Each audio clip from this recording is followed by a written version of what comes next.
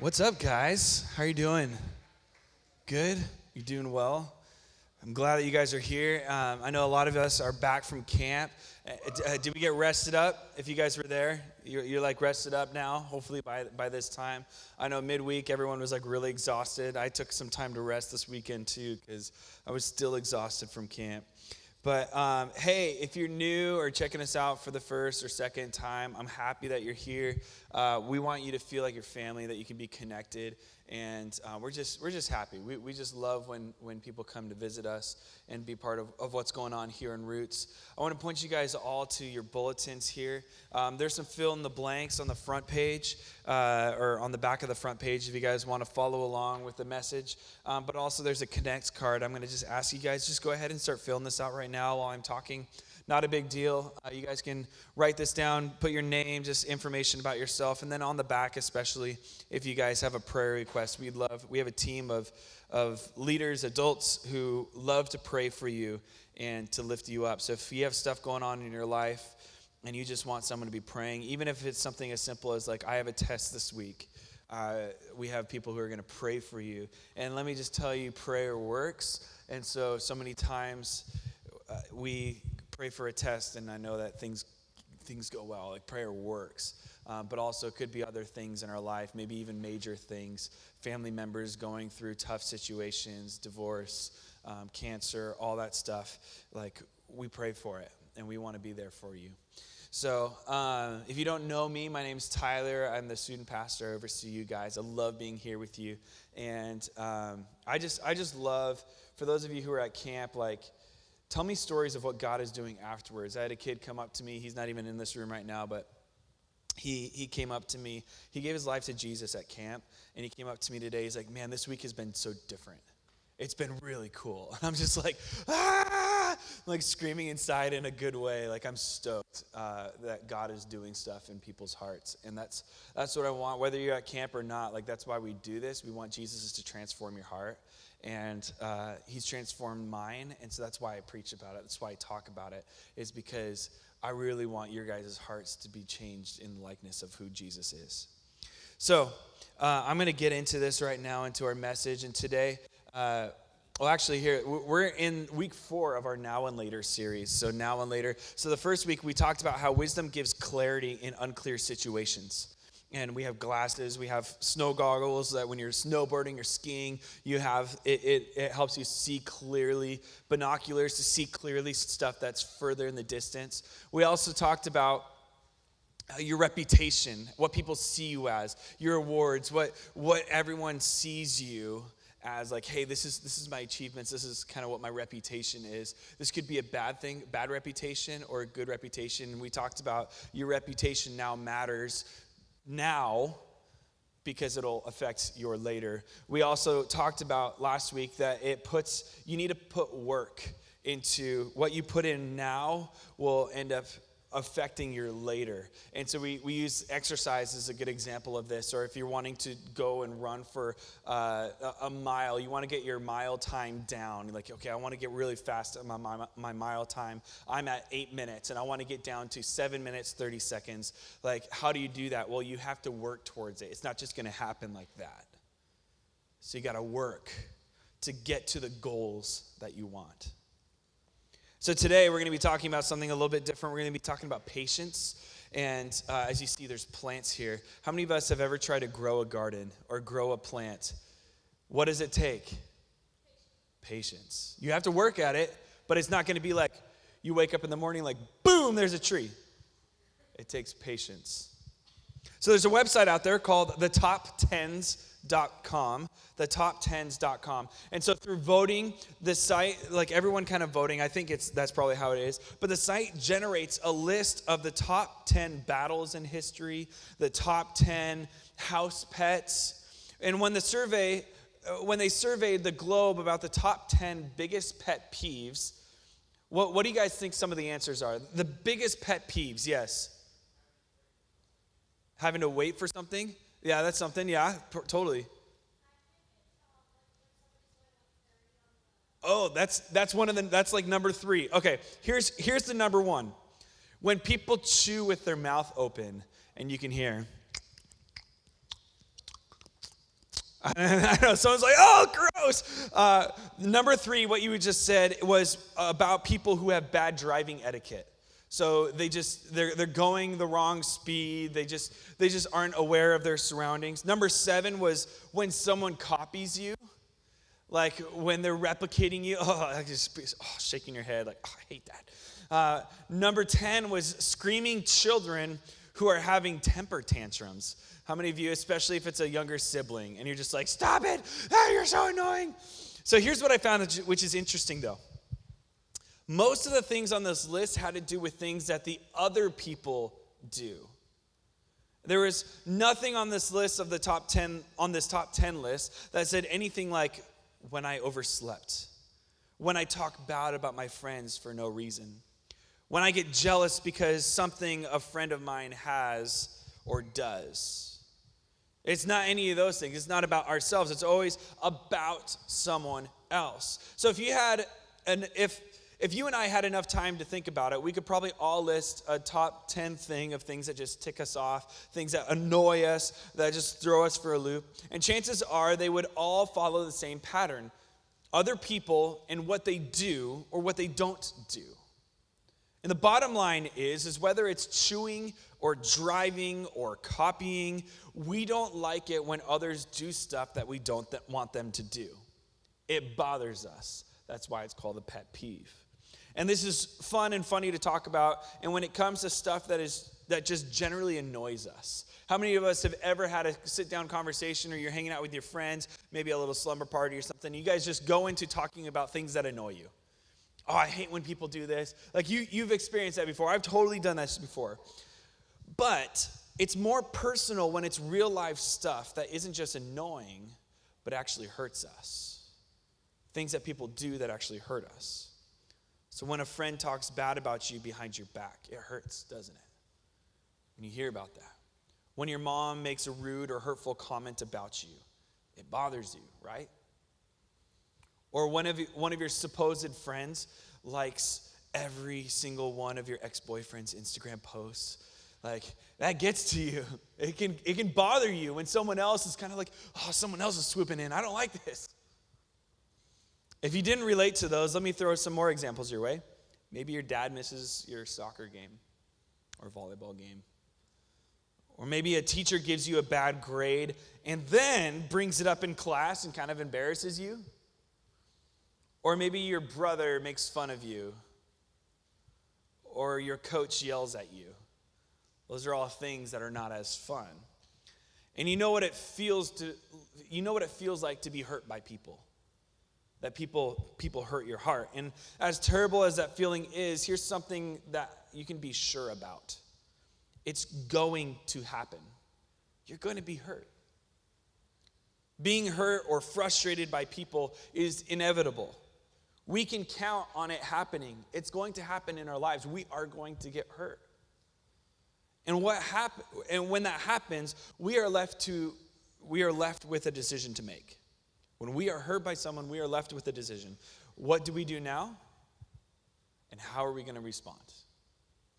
How are we going to respond when people hurt us?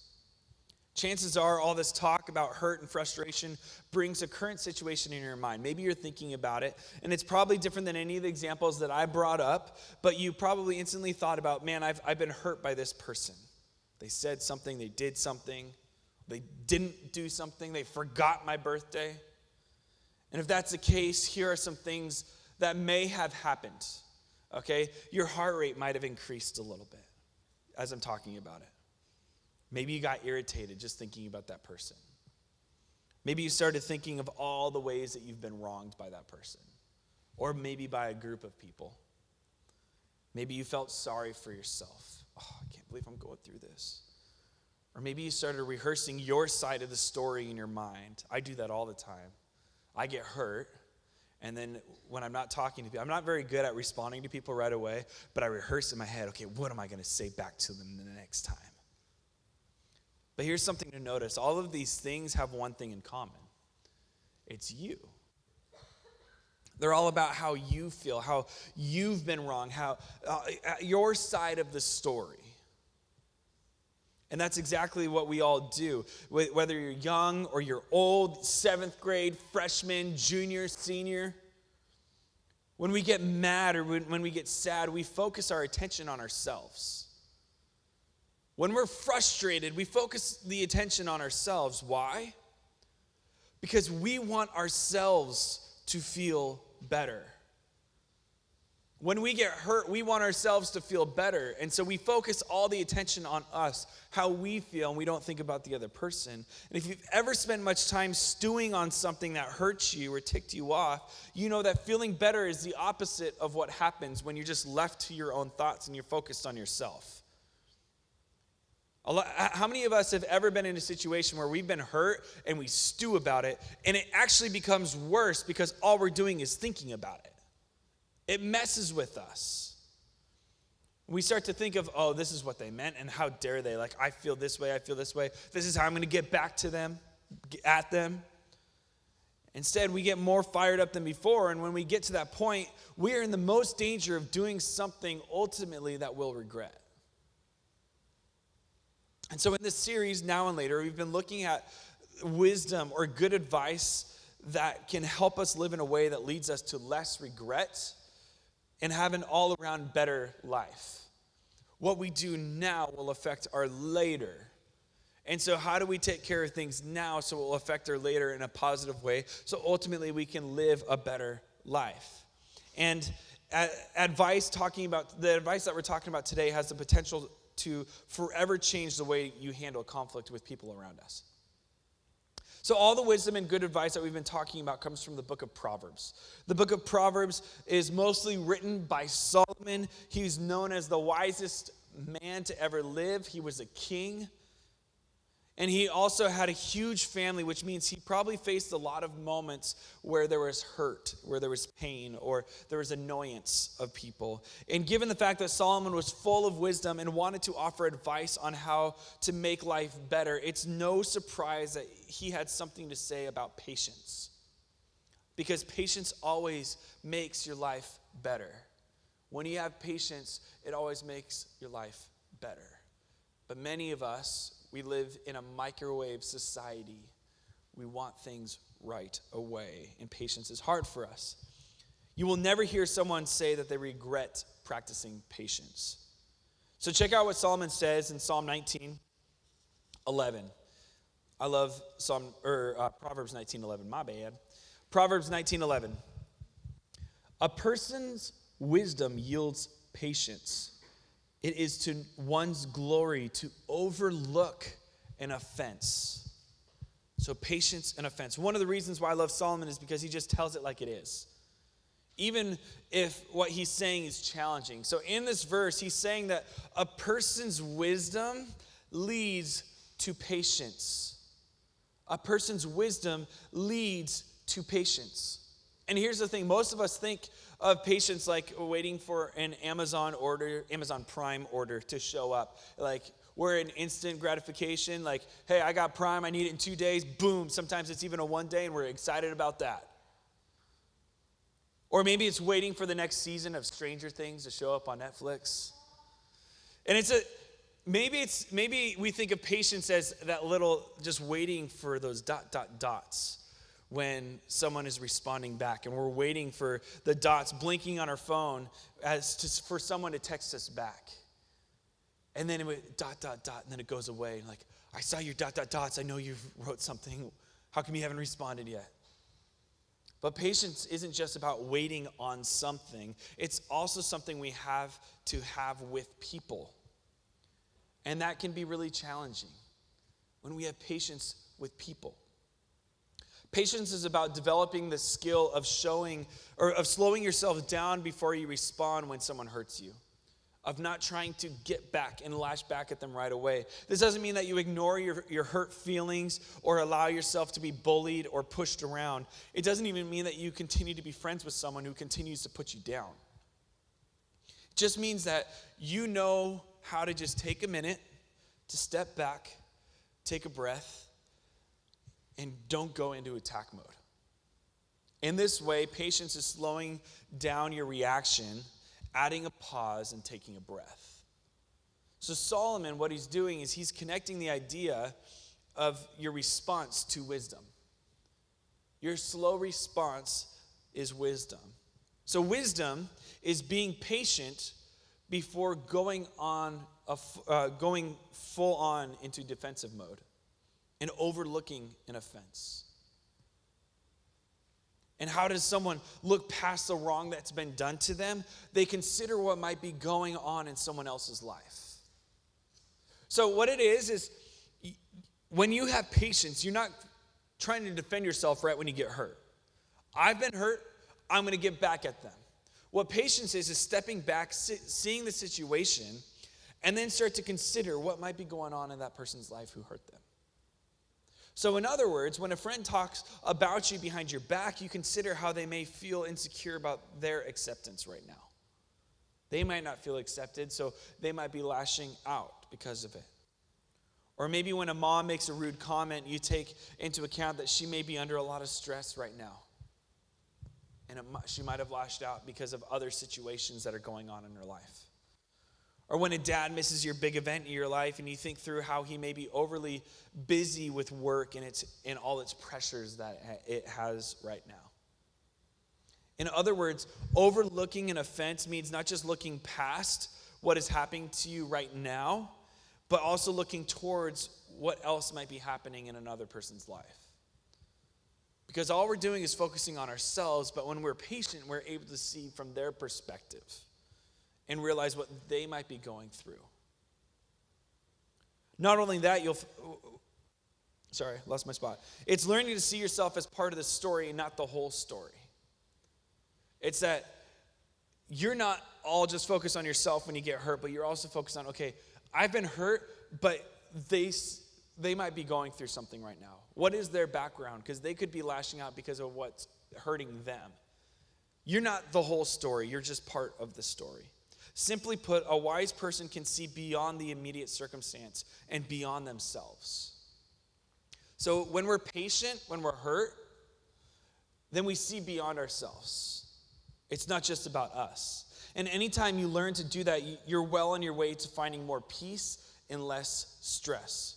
Not only that, you'll find yourself able to stay calmer instead of falling apart.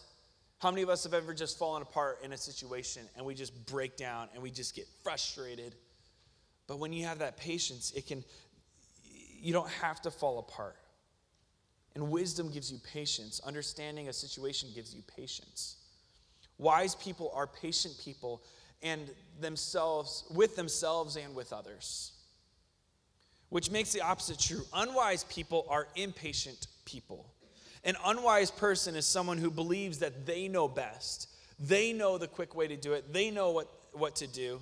They're convinced that they are the central character of the story in everyone else's story as well. And they think that they know what should happen in every single circumstance. They know the answers. And they can maneuver and manipulate their way into control. They believe that they know how and when things should happen. And that's why unwise people are annoyed all the time. And the word patient is never used to describe them. Because when you think you know what's best, and you know what people deserve, you'll be frustrated until you either get your way or they get what they deserve. It's a miserable way to live. And more than that, it's a small way to live because you're only focused on yourself. Because all it ever does is make you think about yourself. Unwise, impatient people are people whose world has become all about them. So what Solomon is saying in that passage is, don't be unwise, because it's not just about you. Solomon tells us to be wise, to seek understanding, and trust that God is in charge. When you remember that, patience will develop over time, which is why the verse continues the way it does. And let's look at it again. This is the very end of Proverbs 19:11. It says, it is to one's glory to overlook an offense. It's to one's glory. That's a pretty big statement right there. It's to your glory to overlook something or someone who is annoying you, who's hurt you. It's to your glory to consider the other person's circumstances. Most of the time when you hear the word glory, it's like referred to the glory days. Like, oh, do you remember the glory days? Like back in the glory days of when I was in high school football, those are the glory days. Or back in the glory days of 90s hip hop, you probably hear something about that from your parents. It's basically referring to when people or something or someone was at its best. And the same is true for you. When you overlook someone's offense, two things are true. You look your best. People notice you being mature. They notice that you're taking the high road. You're not losing your chill. So you look your best. But number two, you actually are your best. You don't just look it, but you actually are your best. It makes you better. It makes you a stronger version of yourself. It makes you wiser. You're smarter when you're overlooking the offenses. But the opposite is also true. When you refuse to overlook an offense, you get hurt, you want to get back, you're stirring it over, you'll look your worst. Most of the time, you'll feel your worst too. Because like we said, when you brew it in your head and when you replay it and it's all about you, you just get more angry. And you will be the person who hurts the most. It will damage you when you hold on to an offense. It will consume your mind and dominate your emotions. Overlooking an offense sets you free from the emotional control on the outside circumstance that it can have on you. It will release the control of that. So, of course, all that sounds nice until someone actually frustrates you, they tick you off. Then it can be hard to actually do the overlooking part. No, they hurt me. I can't overlook their offense. But here's a few things to keep in mind. It starts with understanding the word story. Understanding the word story. Everyone has a story, right? Nobody does a hurtful thing for no reason. There's something in their history that has led them to this moment. So when we take the focus off ourselves, we are more likely to see this. At a previous church that I was at, there was one kid who always bothered me. He just was so hard to deal with. He always drove me up the wall. I could never control him. I was just so frustrated.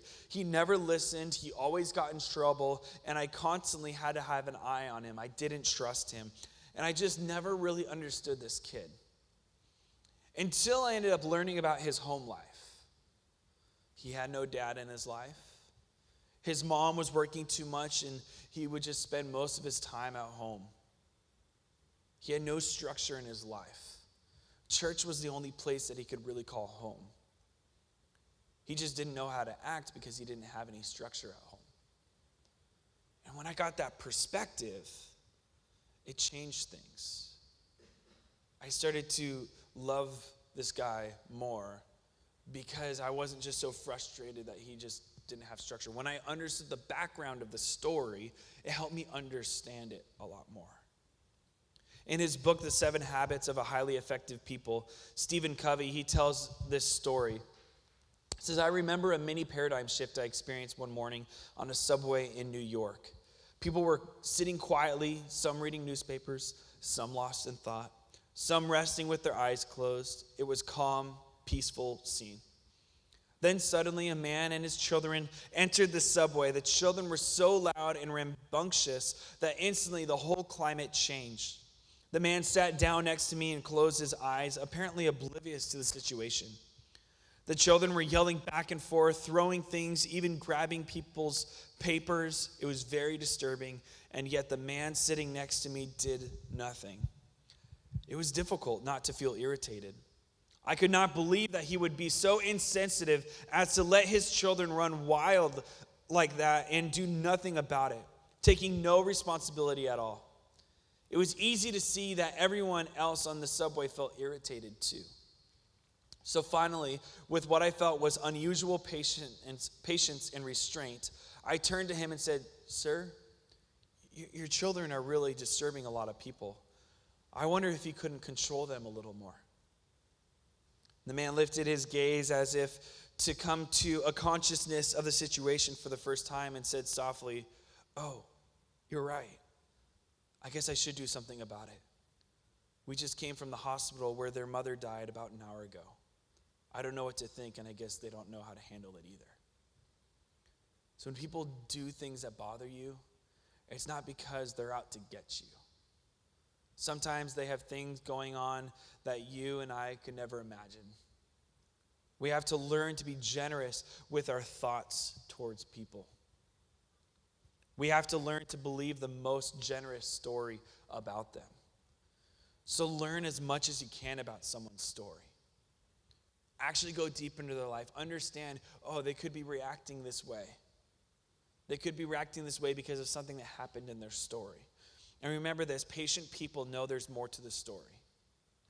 Patient people don't just take the offense themselves. They know there's more to the story.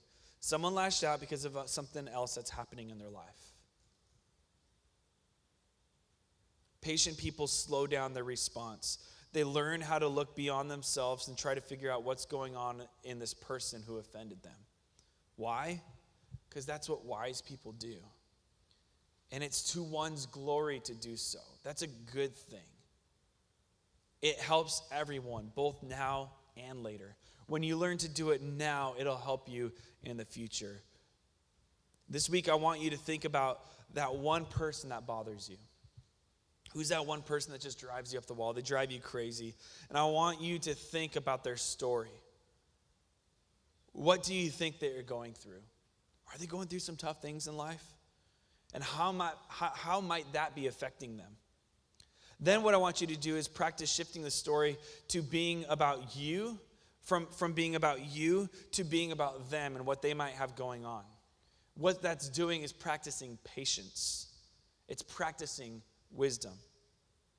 So imagine if you practice enough that you actually became a really patient person. Whenever someone hurts you, you didn't just get really angry right away. Where this kind of like just high chill, just like this, I'm relaxed, it's fine, just came naturally to you. And imagine if the people in your life did this for you. Imagine if your whole life group did it. If your parents, your siblings, or your boyfriend or girlfriend chose to take a breath to just slow down and hear your side of the story, you would love that. So you need to do that for others. Your life would be so much better now and later if you were doing that for others and they were doing that for you. And it starts with knowing that there's more to the story. Hurting people hurt people. If someone takes a jab at you, it's likely because there's something uncomfortable in their life. There's something that's bothering them. Instead of reacting out of anger and impatience, you can be the one to slow your roll, to be generous with your response, and it will be for your glory. And you'll be the absolute best if you do it.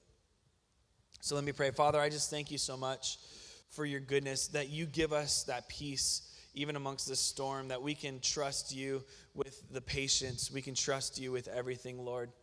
And so, Father, I just pray that if any of us are irritated easily, we have a short reaction to people who hurt us, we're just always thrown off, Lord. I just pray for peace. I pray for us to be wise, to be able to overlook the offense, Lord. You are good, and we just thank you, Jesus, and we give you the glory. We pray this in your name. Amen.